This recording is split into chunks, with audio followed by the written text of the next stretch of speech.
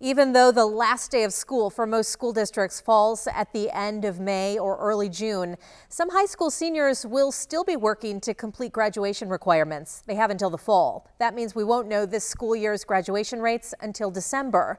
Still, most schools say they're hopeful. There is no question Ella Addison is graduating high school in the next few weeks. For the most part, for my 4 years, I've been straight A's. The School City of Mishawaka senior will be heading to college in the fall. Fellow senior Dylan Piazzoni has similar plans. It almost just doesn't feel like it's happening. It's pretty flexible. We met the soon-to-be graduates at Mishawaka High School's crowded employment fair, where hundreds of other upperclassmen were also getting a feel for what might be in their future.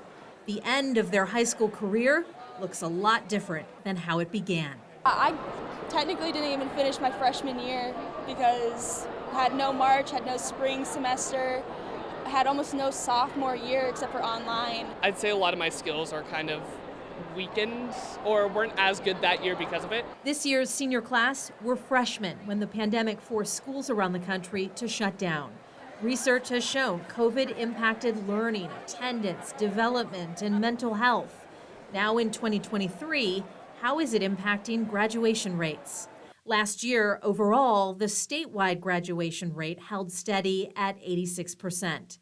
In St. Joseph County, this is what our schools data shows for 2021 and 2022. You can see slight dips at PHM and a drop in Mishawaka in 2022. Mixed results in South Bend. Clay and Adams High Schools saw declines, while Riley held steady and Washington grew significantly. In Elkhart County, Elkhart and Goshen saw increases, while Middlebury and Wauwanii saw declines. School administrators say while COVID is a factor, it's not the only factor.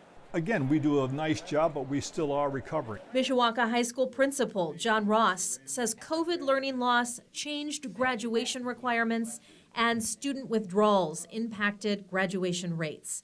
He says because of COVID, more students than normal unenrolled to homeschool, and that counts against a school's graduation numbers. So we have, for example, out of the class of 2023, I think something in a range of 25 kids that were withdrawn, and every one of them is going to count against us in graduation rate because a homeschool completion does not count as a diploma.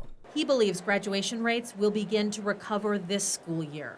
Over the past couple years, Mishawaka has added instruction coaching to help teachers and put in place various programs and alternative learning options to help students. There's lots of opportunities here, and I'm a little disappointed by, the effects of COVID and other effects, but, we're always moving, we're always thinking, we're always trying to find ways to make things better. Ultimately, Ross says the vast majority of senior students in Mishawaka are on track to graduate, but it isn't about the data. I mean, look, we always want to look good for those things, but my pay's not going up or down based on, graduation rate or anything else. To me, every personal success of every individual kid is how I measure my success.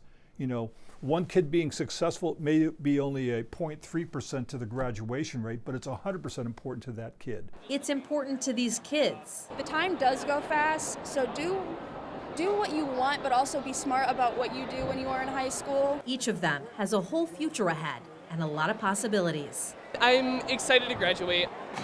The statewide data shows some big improvements in 2022 compared to 2021. Graduation rates increased for Black and Hispanic students, English learners, special ed students, and students receiving free and reduced meals. I'll put all these numbers on our website so you can see all of them and your own school's data close up. In the studio, Kristen Bean, WSBT 22 News.